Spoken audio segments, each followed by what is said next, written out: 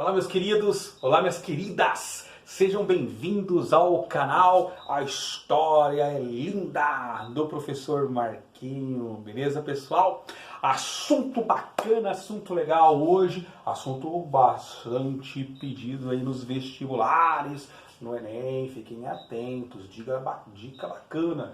Escravidão na antiguidade, escravidão na Grécia e escravidão em Roma. Beleza, galera? Vamos lá?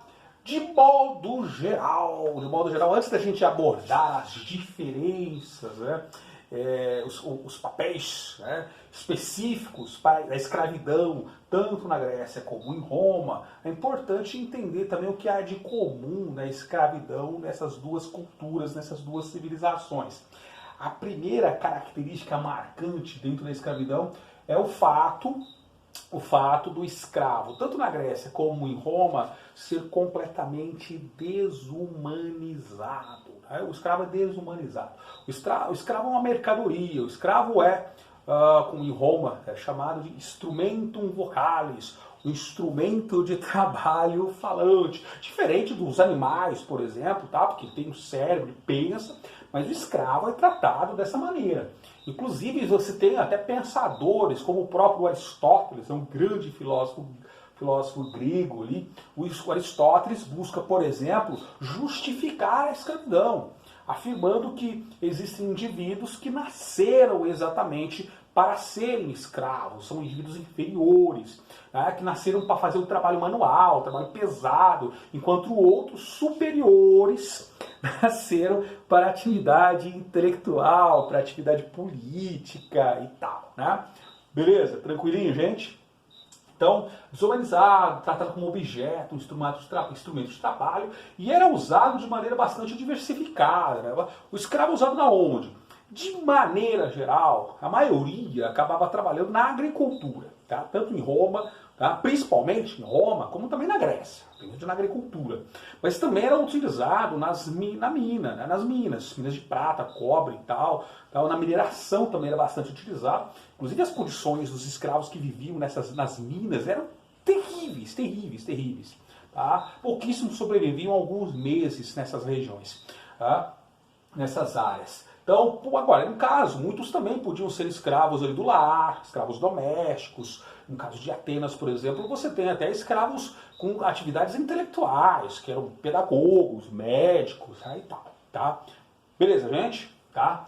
Outra questão importante, agora vamos às diferenças entre a escravidão na Grécia e em Roma. No caso da Grécia, cabe primeiramente ressaltar, né?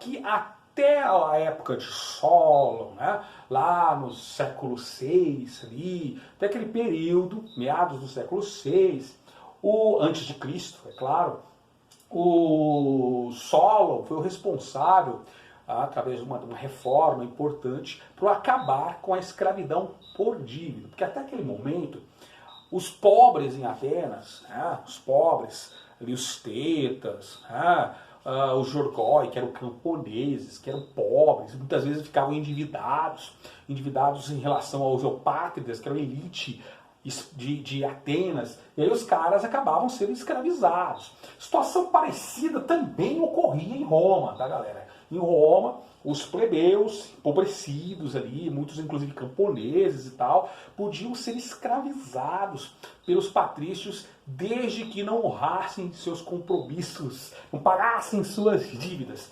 E é curioso que com Solon isso muda de figura. Solon é um dos mais importantes dos chamados legisladores ou reformadores ali de Atenas. Começam lá de Drácon, Solon, até chegar no Clístenes, tá? Que consolida a democracia em Atenas. O Solon, por exemplo, acaba com o quê? Com a escravidão por dívida. Esse é um dos fatores, tá? Outras reformas feitas por ele.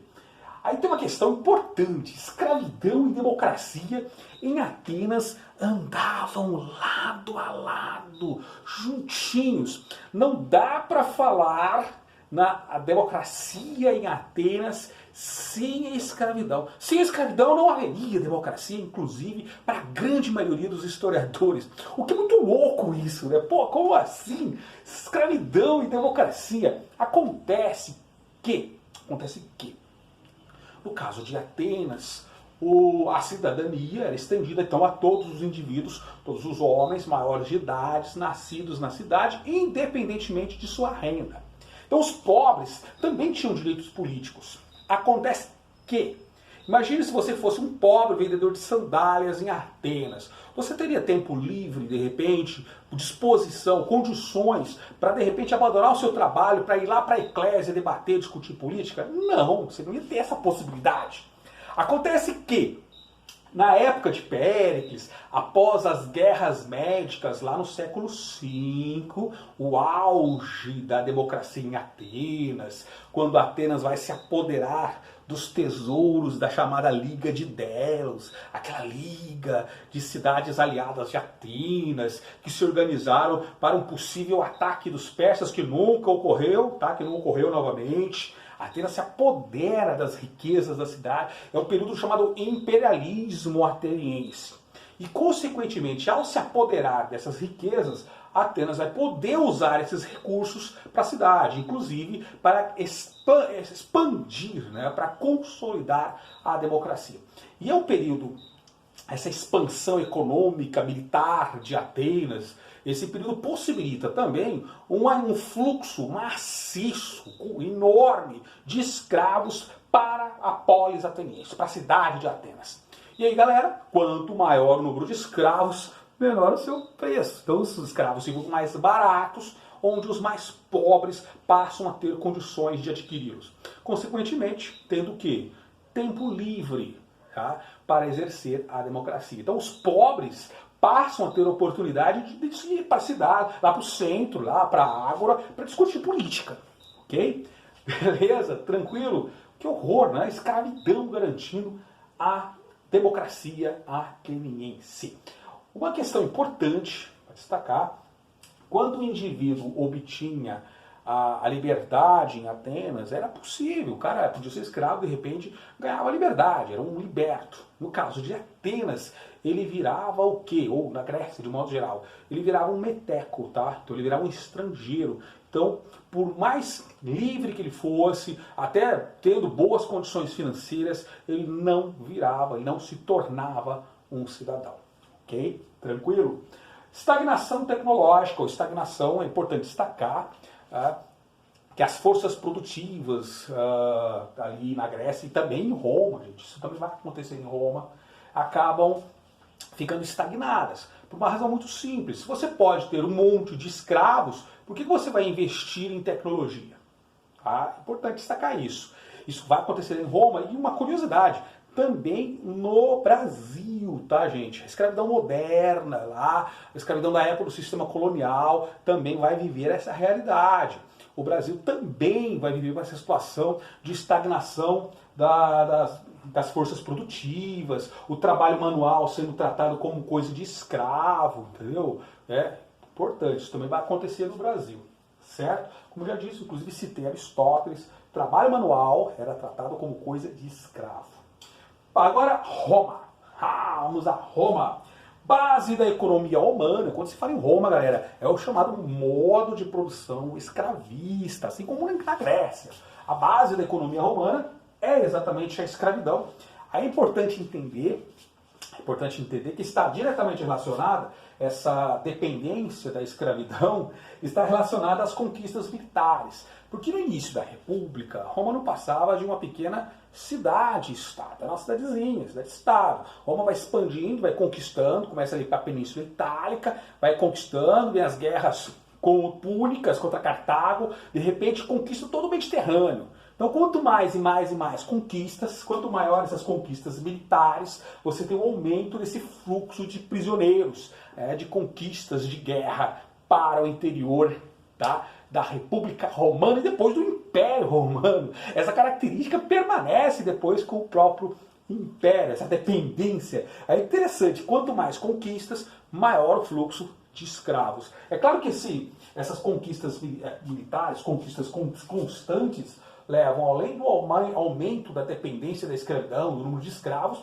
também a concentração da riqueza, a concentração da terra nas mãos da elite patrícia, leva também a um enorme processo de êxodo rural, a uma massa plebeia que acaba sendo expulsa do campo e indo para as cidades, para as grandes cidades, processo também chamado de proletarização da plebe. Beleza, gente? Outra questão, a Pax Romana. Essa é a parte bem legal. A Pax Romana, a partir ali do século I, né? Século II depois de Cristo, já dentro do chamado Alto Império Romano, momento de expansão máxima, Roma chega à conclusão de que era necessário garantir o quê? A estabilidade das fronteiras. O território era muito vasto, era muito grande, então era preciso manter essas fronteiras. Então é um período marcado pela redução dessas conquistas. E aí tem um problema. Porque com menos conquistas, olha que legal, Roma está no seu momento máximo, mas está criando as condições de sua destruição, de sua posterior destruição. Por quê? Porque no momento de expansão máxima, tá? Expansão máxima, Roma chega à conclusão de que precisa garantir a estabilidade das fronteiras e aí você tem uma redução das conquistas. Com menos conquistas, você tem uma redução do fluxo de escravos para o interior do império.